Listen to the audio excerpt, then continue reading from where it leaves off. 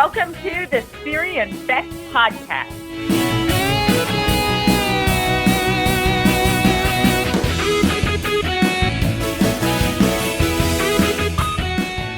I'm Beck, and I have the pleasure of introducing my amazing wife, Siri Lindley. Siri was a dual sport at Brown University. She is an inductee for the USA Triathlon Hall of Fame. She is a two-time world champion. She has had Olympic medals, coached athletes to Olympic medals, and I don't even know how many world titles she's coached athletes to, including 3 Hawaii Ironman world titles with Leander Cave. 4 with Leander Cave and Marina Capre. So, and I could rattle on forever, but I'm very proud to introduce my amazing wife, Siri Lindley. Thank you, Beck. And I'm so proud to introduce my wife, the amazing Rebekah Keat, who in her own, my God, what an amazing athlete. She was a junior world champion, the 6th fastest woman in iron distance history. She shared the world record the year that Chrissy Wellington broke it with an 8:39 at Roth. She was ranked number 1 in the world in 2009 okay, that's enough. for Ironman. And not just that, but she is the most incredible wife I could ever ask for and an absolutely amazing coach. I tell her every day that she'll be taking over my job soon. But guys, it's so fantastic to be here with you today. So Beck, let's let everybody know what we're going to talk about. So we're going to talk about post-Kona and the off-season. Everybody obviously has an off-season, or most people, apart from Aussies, whose season almost goes all year round. But we're going to talk about the off-season. For example, in Boulder, it's snowing right now, so people can't get outside. And after Kona, what do you usually do with your athletes, and how do we focus for the off-season? Because it's usually quite a long time, 2 or 3 months. And how do you deal with the athletes when they finish their Kona and it's such a big highlight, or the end of the year, end of their races? How do you deal with them and keeping them motivated, and the off-season? What do you do for the off-season? So, okay, great question, Beck. Well, first of all, let's just say that Kona will mean for all of you your last race of the season, kind of that finale that you had looked forward to and trained hard for, and now that's done. Hopefully you achieved all your dreams and goals, and now it's time to rest. We should probably tell them how awesome you did at Kona first, because she's very humble. She's not one to brag about her results. And I was saying to my guys the other day that it's performance under pressure that Siri is so good at with her athletes. They always perform at key races. I mean, you look at Marinda, she's a perfect example. So Kaiser's another dark horse who came in. I didn't think she was a dark horse, but she wasn't even mentioned in the lead up. She ends up getting 5th on a not a great day in Kona at the World Championship. Troy Romero did it was just over 9 hours and was top 30 in the world out of all the age groups. So Siri, just touch up on the results real quick for people who don't know. Yeah, so Kaisa Sali, who I am so incredibly proud of, she is Finnish, and she is an amazing athlete. Amazing person, too. Just the most incredible person, just races with such passion and such gratitude, and I think that's so very important. But she had an awesome race. She had a lot of things she had to deal with on the day, but she handled them beautifully mentally, was just a mental powerhouse on the day, and came in 5th and had the 2nd fastest run of the day. It's a 3 hours flat, right? I think it was 3:01. yeah. 1 minute. And I know she can run a lot quicker than that, but on that day, I'm so incredibly proud of her. It was a really great day, both mentally and physically. And Troy Romero in the 25 to 29-year-old age another group incredible human being. Amazing human being. I pride myself, actually both of us do, on our squad of athletes that are just absolutely amazing human beings. And what do I mean by that? I guess the best way to describe them is that they live with such gratitude and such appreciation to have the abilities and opportunities that they have to be able to do what they love every single day.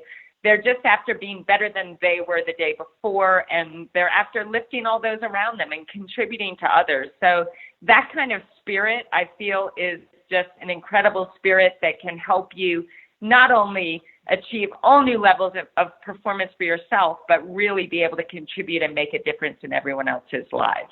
And Troy's also, we're very proud to have him as one of our Team Sirius coaches now. And he's actually got, I think, 5 or 6 athletes. He's getting athletes requested now, and Siri's going to have to cap those number of athletes because it's going to start affecting his training. But we're so proud to have him on board as a Team Sirius Tri coach too. Yeah, and especially for those South American athletes.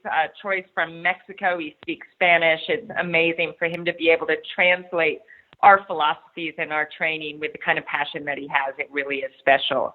So back to the off season. I just want to add that Team Sirius Tri Club is now ranked #1 in the US. Yes. We got bumped down to 3rd in the world right now, apparently according to our Jason Reinhardt, who helps me with all that stuff, but we could push to 1st by the end of the year. So thanks to Troy and his following too in South America, we've had some really great members joining into our club, and we're really proud of that. Yeah, so join up Team Sirius Tri Club, guys. It's absolutely amazing. We meet up once a week and do a live talk, answering questions and just having a lot of fun. So join up now and join this incredible tribe that shares in your passion and can help you reach that next level and have fun doing it. So the off season, Beck, I would say that the most important thing, even if you don't feel like you need a rest, and I think the hardest thing is, and you can probably relate to this, Beck, is that when you finish your season and you've had your A race, the most important race that you focused on all year, it's kind of hard to say, okay, I'm going to have 2 weeks off when I'm at my very fittest I've ever been. Is it scary for you as an athlete to let go of that fitness, knowing how fit you are? Does that make it harder to stop? It's very scary now because I've retired and put on about 5 pounds. I would never want to come back at this stage. No, as an athlete, it was hard, and I realized before I came to Siri that I'd never had more than, I think the most time I've ever had off in about 15 years was 2 days. I'd never, ever taken more than 2 days off. Even if I was injured, I was still swimming and riding. So to actually have those 2 weeks off for me was really tough. But all I had to do was, they say Siri leads by example perfectly. Perfect example is Brinny. She quite easily will have 2 weeks of absolutely nothing. And if the world champion, it was good enough for her, I thought it's good enough for me. So it is hard to convince my athletes, though. They don't love it. But I think even mentally, if not physically, mentally, it's that you want to make them, you want them to be hungry when they start the season. I think hunger is really important because they say, oh, I need to train, but then come sort of February, March, if they start training too early or get back without that break, they're going to be completely burnt out. So this time of year for us is our athletes all have about 2 weeks off. So yeah, it's definitely the key to, I think, rejuvenation and a long career in the sport.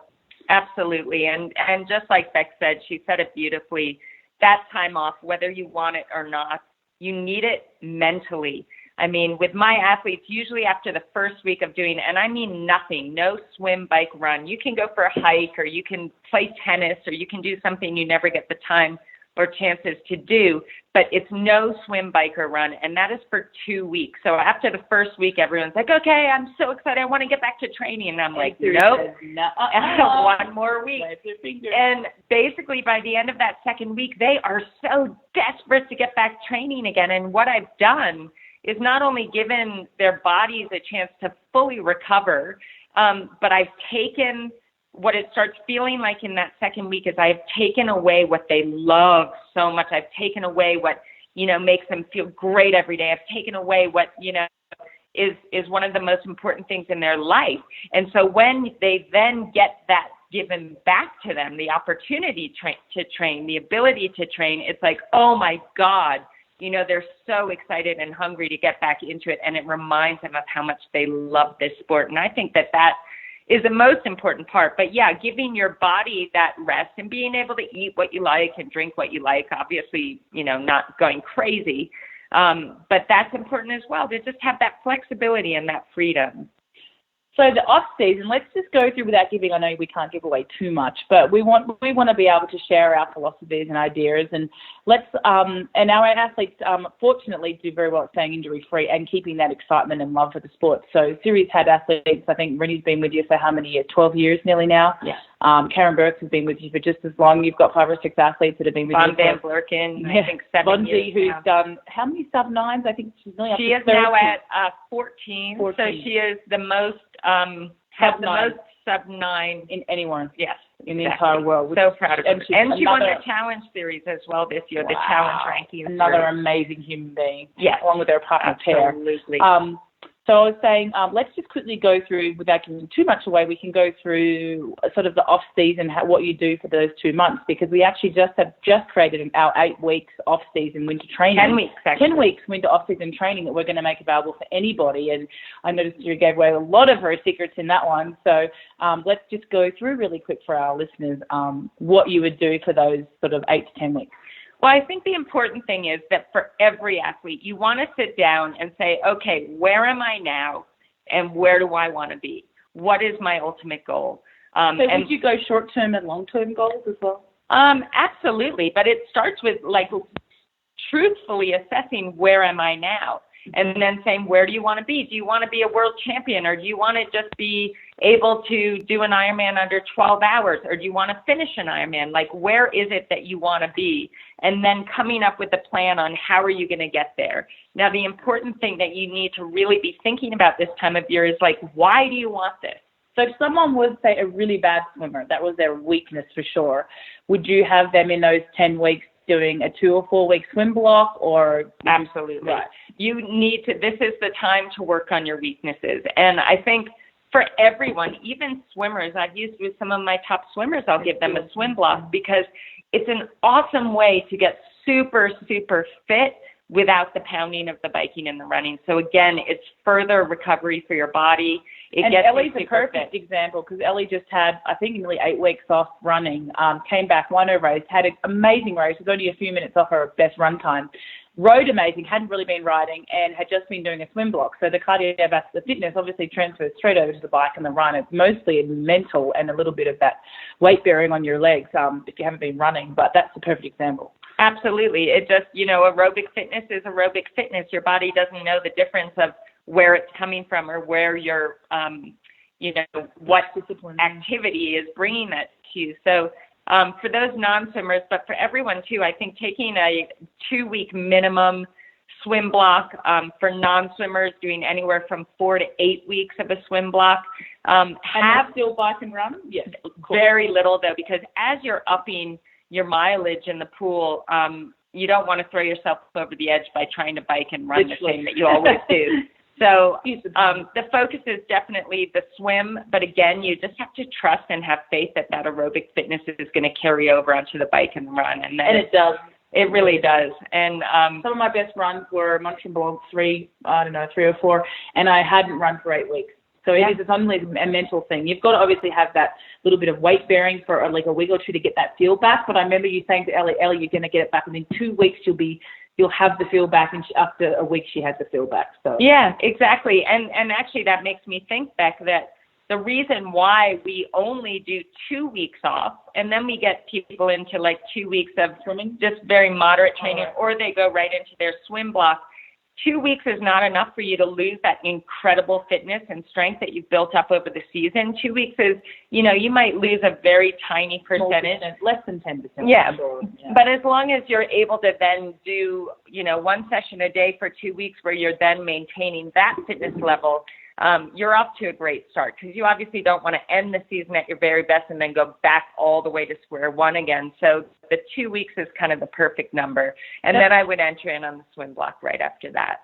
That's where I found with Aussies, I think one of the reasons why we're so fit and we kind of dominate the sport, or we did for some time, then the Germans are taking over, they've clued onto us. But people like Crowe and your Chris McCormack's and the Aussie women, your Rinnies, like they really didn't have much of an off season. They were fit all year round, but that can only last for a few years, and then you start seeing injuries creep in like you did with me. So there's like a fine line, and I think having that time off like kept me injury free for longer. I was in the sport for 22 years, but I think with all the Americans, they tend to just kind of take a break. But then some people take it to the extreme where they go, I'm just going to do 2 months of nothing. I was talking to a friend whose husband's a cyclist, and she said, I said, what's he doing? And she said, he's really not doing anything for 2 months. And I said, but why would he take 2 months of nothing? Because then to get back from that, it's going to take 4 months. So that's, I think, one difference too with our coaching, that we don't say do nothing for 2 months. Like why would you want to come back from losing that much fitness. So that's where you've got to balance keeping them injury free and not giving them too much quality. So maybe we could touch on a few of the little key sessions of one swim, one bike, and one run, an example of what you would give just to, as you talk about with that ECG, keeping the heart rate spiked without getting them injured. Like what's a key set you would give for the swim, bike, and run in that off season? Yeah, and another thing too in the off season, if you're living in a place where there's snow, we will exchange a skate ski or a cross-country ski for a bike ride. We'll exchange a snowshoe for a run. So it's also doing some cross-training as well that is going to strengthen the same muscles you use for biking and running, but in a different way. And again, it keeps it fresh. So one example, I do a lot of strength work, as Beck does as well with her athletes in the off-season. Build up mucking. She picks up about 24 horse poos a day.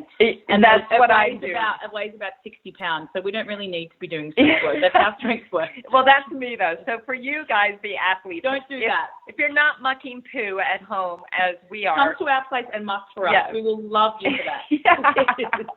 There's lots of poo to be had. There really is. Not from us. That's the horse horses. poo. Okay. Horse poo. Okay, so we do a lot of sport-specific strength in the off-season. That means a lot of pulling in the swims, pull buoy band, paddles. Give us a session. Give us one swim that would be great for anyone to do once a week that could maintain a bit of fitness. I would do something like add everything. 25. Like 40, 25. Some band pull buoy only. band, so you're working on your turnover, you're working on building power, building strength, and focusing on a strong finish. So guys, you could ask either of us which session. I can guarantee you we would give almost the exact same session because we think so alike. We do. Like I'm already thinking in my head, what would this session be in Siri's, basically taking the words out of my mouth. Right, so it's going to be 3 fast, 1 easy, 10 sets of 4, absolutely flat out. Some people think in the off season you can't do anything hard. That's BS. I hate to say it because you want to. One of the things people often lose in the off season is that ability to hurt, that ability to push themselves, and that's something that you get better and better at throughout the season. So in the off season, you still want to get uncomfortable, but you're doing it in much smaller bouts of intensity. So 40, 25, 3 fast, 1 easy. It's a set I'm sure so many of you have already heard about. With a pull buoy band for your technique. If you're used to doing pull buoy band, just try with band only. That's a great way. Absolutely. Siri got my stroke up a lot, and at first, Leander Cave and I were both like, there's no way I can hold that stroke rate. There is no way. We're laughing at Siri thinking, this is insane. My heart rate, I'm going to blow up.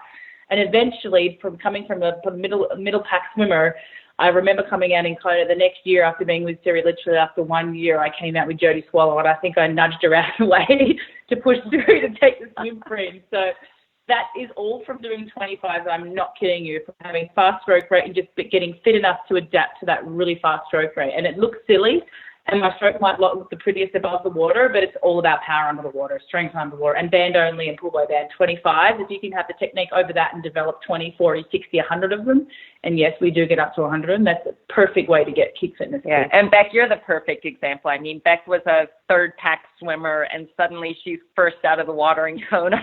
I nearly peed my pants when I saw her coming my way, leading the front pack. First corner, I knew she was going to be like a mile, standing at the mile mark out of the swim, and I was like, if I can get to my wife first. And I did, and I just remembered she kind of forgot that she was also coaching Jodie and Amanda and a few other athletes, and she just went, I didn't forget, but I was very excited. I was super excited to see you. And I tell you what, guys, any of you who don't think, those of you that have defined yourself as a bad swimmer, you got to change that story, because Beck went from being a very, very average swimmer to one of the best in the world, because she was willing to change that story and change that definition of herself. So this kind of work can help you. Me. No, I'm very proud of you. So we do the 25. So what would you do for a warm up and a warm down? Oh, well, you guys, you know what? Buy our program. It's a 10-week off-season plan. It's awesome. It's going to be super affordable. Let's give them an example of a typical bike session. A bike session. Yeah, so we do a lot of big gear work. I know this is getting a lot more popular now that people have seen kind of the results coming from it. But, even on your wind trainer inside, it's actually the best place to do this. On a kicker or whatever you have, as long as you can add a lot of resistance onto your trainer, doing, 3 by 10 minutes in a big gear where you're really having to grind and push down and pull up on the pedals and really building up strength in that position that you're going to be racing in. So we did tons of that kind of work. In your TT bars, so you're simulating that race position. And remember, that's people get mixed up. They think that they're going to hold 70 cadence in a race. So that's not the goal. The goal is to develop that strength at that cadence, and then when you get to your 80 or 84 race cadence, which is both Siri and my ideal race cadence for people, depending on their size. Ellie's a little slimmer, leaner build, so she may be up around 86, but I think mine... And some may be lower, too. Some may be in the 70s. Really low. Troy's tiny, and he's like 78, 80, so I'm about 80, 84. I think I was 84. I was 76, and everybody used to always yell at me, but I'm like, hey, I'm running fast off the bike. I'm going to stick to it. I'd want to be leading the front of the pack if I was that slow out of a corner, accelerating at 78 RPM. Yeah. So, guys, building up that kind of strength, and again, you're just adding resistance. It's like you're going up such a steep hill that you can't spin any higher than 50 or 60 cadence, and that's going to really generate a lot of strength and a lot of power. But build into it. So if you've never done big gear work, we always start at, say, 10 or 15 by 1 minute at, say, 70, 75 RPM, and just let your knees and your hamstrings and everything adapt, because I've got clients that are a little more mature and they may not be used to that, and they get a little bit of knee issues if they start straight into 10 minutes. So that's something to remember. And then I'd like to throw my favorite ever session, and people call them HIIT workouts. I don't know. Siri and I just call them like 10-minute hard effort. We'll do 30 fast, 30 easy, 30 fast, 30 easy, or as hard. And that's 30 seconds, not 30 minutes. Yeah, 30 seconds hard, 30 seconds easy for 10 minutes. And you don't really want to kind of conserve yourself, because slowly, obviously, your power is going to drop off and your heart rate's going to stay quite elevated. So for me, that's easier than doing a 10-minute play-out effort. I'd rather do it 30 on, 30 off. So that's something you could add to that. And why would you do that in the off-season, though? Just to keep spiking your heart rate, keeping your fitness, and it's just 10 minutes worth, and you just keep maintaining that fitness and not losing any fitness. So awesome. And keeping it fun is pretty fun. It's fun. Yeah. Let's do a run session that we may want to include. So in the off-season, I love building strength on the run. If you can get outside, now's the time to get out and explore the trails in your area, whether it's flat or hilly. Like, go out and have an adventure and enjoy being outside and connect to your love for running. Don't take your phone. Don't wear your heart rate monitor. No. Don't use your gun. Oh, my God. Get rid of those things. Anytime you're going easy, that's a big rule of ours. Like, you should not be gauging yourself and testing yourself and checking this and that and constantly, like, gauging against your power, your heart rate. Like we say, be free. Like, take it all off. Be free. Enjoy the sport, guys. You're out there. You started doing this because you loved it, and you loved the feeling of being fit and being strong and being able. Like, get out there and just enjoy this beautiful world and enjoy moving and enjoy being fit and strong, and don't go judging yourself every minute of every day by having your watch on. I only let my guys use it when they're doing a hard session. Yeah. I just think they're just constantly testing themselves all the time, looking at their numbers all the time, and it's just they end up doing their easy way too hard, and then by the time they get to their hard efforts, they're too tired. They can't even work hard. Well, my guys have learned now, so I shouldn't say that because they don't do that anymore. Off-season is not a time to be collecting data, at least not for us. No, not at all. On the run, exploring trails, and how about some cadence work? Yeah, cadence work's awesome. So we were talking about that. So Siri and I go by, we talk it at 100 cadence. We usually only count one leg, but I know most people count two. So if you're counting your legs for a minute or 60 seconds, it'll be 200 when you're doing the fast cadence work. So we do, what do we normally do on the treadmill? What would you give? I would give someone go out, warm up for 10 minutes, hop on the treadmill, and longer warm up if you're older or like me or prone to injury. Okay, I like you. Longer if you're like me.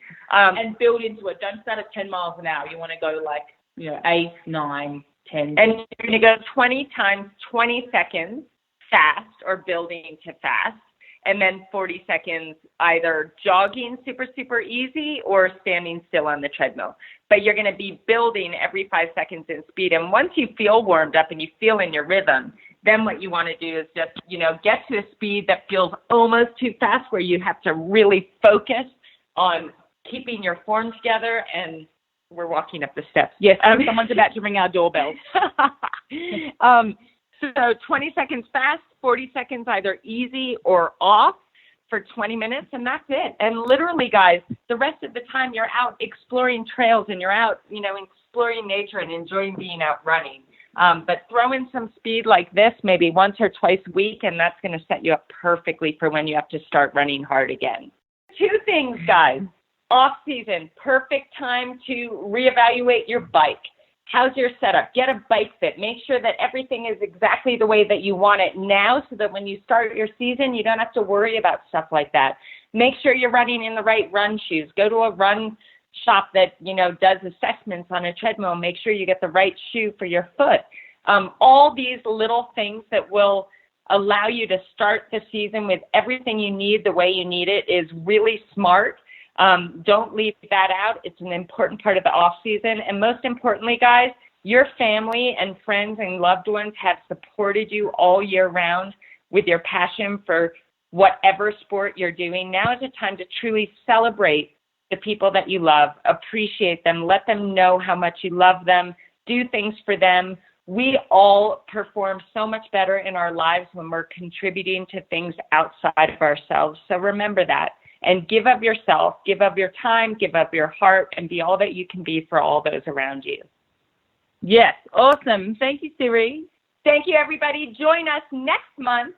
If you want more podcasts like this, go to wispsports.com, an awesome avenue to learn all about all different women from around the world in different sports. Female power, rock on. And we've got to add our little website. So Team Sirius Tri Club is www.teamsiriustriclub.com. And if you want to help support us in our heart and soul mission of saving horses and dogs from euthanasia and horrible circumstances, we've saved 29 lives this year. You can go to our Facebook page, which is Believe Ranch and Rescue. Yes. And thank you, guys. We'll have that off-season program ready for you to purchase for a really affordable price. Have an amazing off-season, and we thank you for joining us today. Thanks, everyone.